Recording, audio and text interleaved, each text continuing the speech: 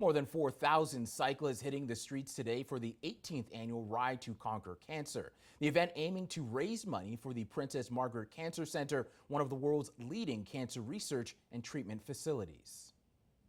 Ride to Conquer Cancer! Let's hear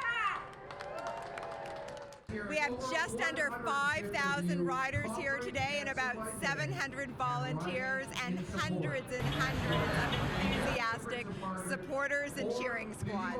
My sister passed away of cervical cancer in 2015, and she wanted to ride this ride, and she was so determined to do it, and then she passed away and she couldn't do it, so we as a family and friends decided we were going to ride in her honor, and that was in 2016, and that was my first ride, and I didn't know how I was ever going to get through this thing, and once I finished it, I was like, I can't imagine myself not doing this anymore. It's just such an amazing weekend.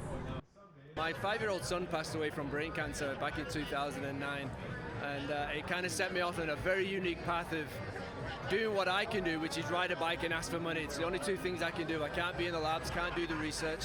This is like 2 days of inspiration from people just like you and me. We all have the same struggles in the sense that we're all affected by cancer in some way. And it's a cool thing to just sort of see on the route people just like going through the same thing and struggling the same way you are, and also knowing that if someone that can get through cancer, you can get through 220 kilometers or so.